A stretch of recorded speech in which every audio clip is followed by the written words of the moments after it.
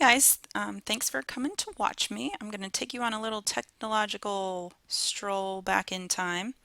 And thank you, Dr. LeBlanc, for reminding me exactly how far back in time I needed to go. It was fun, actually. So I'm going to go ahead and get started. My first memories of any type of technology were with this Winnie the Pooh record player that my sister and I had.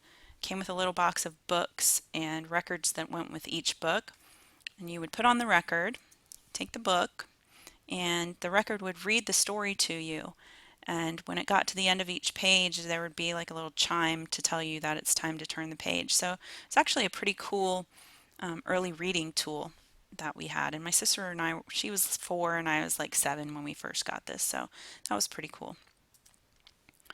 Obviously, early 70s, like everybody else, we had the giant console TV with 4 stations. Everybody had Pong, of course. One thing we did not have were remote controls. My sister and I, and probably pretty much every other kid in the world, were the remote controls for the families back then. Moving right along, early 80s, cable TV. At least that's when we got it in my house. I remember MTV was huge, and that was back when it was actually music television. They actually played music videos, which was awesome. Some popular movies, Breakin', I remember that, and all these kids wearing their breakdancing clothes trying to dress like those guys. And Michael Jackson's Thriller is a big memory for me. I just remember that was all everybody was talking about in school. When that video came out, I think, every kid in my town was sitting in front of their TV just waiting for it to come out because we were so excited to watch this video that was going to be 15 minutes long, and it was definitely worth the wait. Moving right along, um, I didn't include anything for middle and high school because, other than cable TV, at school, I had no exposure to technology. We did not have computers in my middle school. Did not, well, we had computers in my high school, limited, and they were only for the AP classes, and I was not in AP classes, so I did not get to use the computers. I feel kind of sad that I didn't get to play the Oregon Trail like Camille shared with us because it sounds like kind of a fun game. Anyway, my only exposure in high school that I remember was business class, and I had to use a typewriter, so that's about it. Jumping forward to college, though, I went to Savannah College of Art and Design for graphic design, and I was immersed in computers then. We used lots of computers in this school. Um, Design-wise and art-wise, Apple Macintosh computers were the computers that the artists used and still use now. They do have an edge on that. My first experience with a computer was the only math class I had to take in college was a class where I had to create my own animation. And the whole quarter, that's all we spent our time on was making an animation. And if we were successful by the end of the quarter, then we got an A in the class. After that, though, all of my graphic design classes consisted of the teacher giving instruction. They did not have computers in every classroom. They had one huge computer lab with like 30 computers in it. So the teachers would do instruction in the classroom, tell us what our assignment was, and then we would have to, for homework, go and spend some time in the computer lab designing whatever our assignment was. We used these Apple computers. Quark Express was the program that I used for the graphic design. And what we would do is design everything, get everything laid out, save it to a floppy disk. There were no printers in the computer lab. They had a print lab.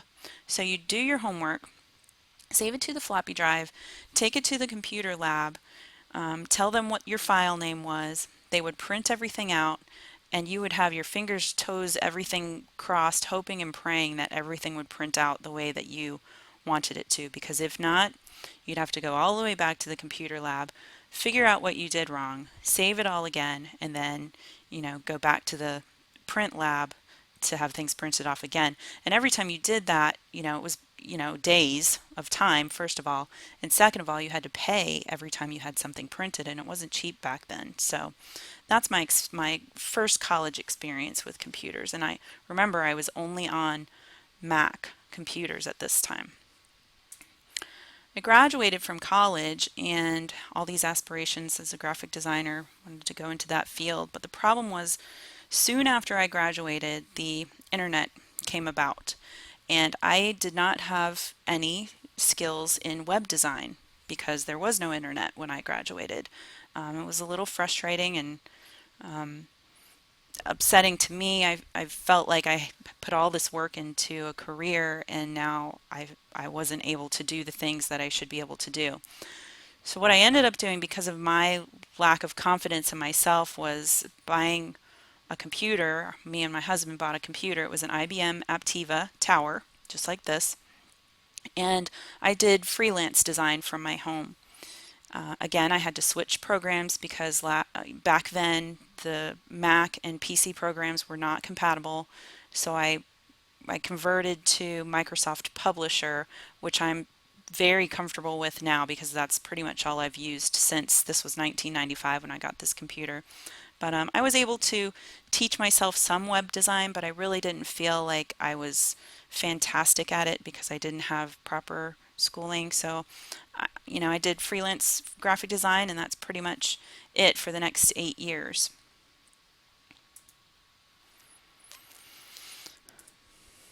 Further down the road, like I said, my graphic design career didn't quite end up the way that I thought it would, and I didn't love doing it.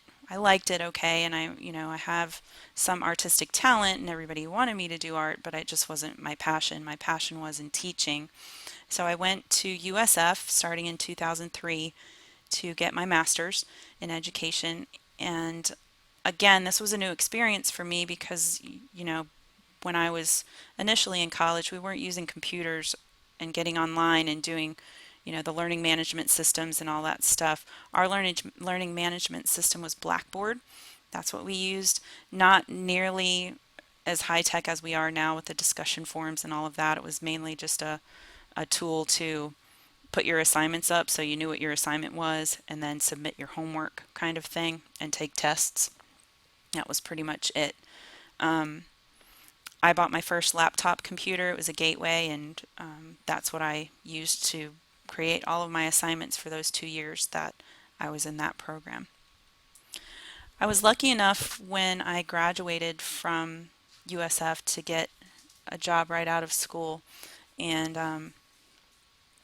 in my classroom, my first classroom, there was minimal technology. I had three of the Apple all-in-one computers that were very outdated even then. I had a teacher station computer, and I had an overhead projector. Whoop-de-doo. Um, the most unexciting technological tool there is. Um, Obviously, I was very excited when our school finally got a few projectors. I scooped one of those up, hooked up my teacher station to it, and started doing more interactive presentation, as interactive as it could be. I basically was doing PowerPoints and things like that with my students, which made it a little bit more exciting. But the highlight of my teaching career, I think, is when I got my smart board, and I got that about 2008. I use that thing on a daily basis, and um, I'm sure our custodial staff gets tired of wiping off all the fingerprints, but you know what? At least it's getting used. My students love it. I love it. We do all different kinds of lessons, presentations.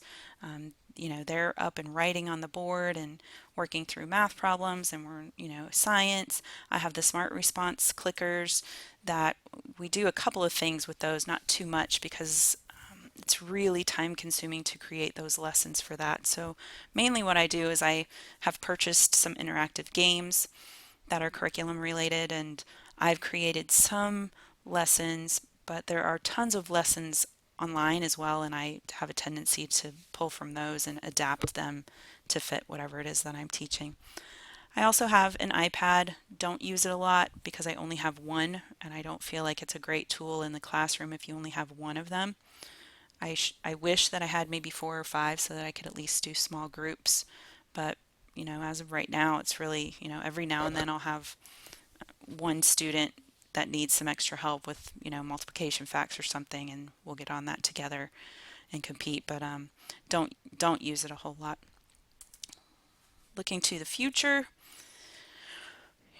as of this year, we've been given directive to use this math program called ST Math at least 3 times a week, 30 minutes each session, and this reading program called iStation at least 2 times a week, 30 minutes a session. It's a lot of computer time throughout the week for kids. That's basically 30 minutes a day, 40 to 45 minutes by the time we get the computers logged on, logged off, get there to the lab, get back, and things like that.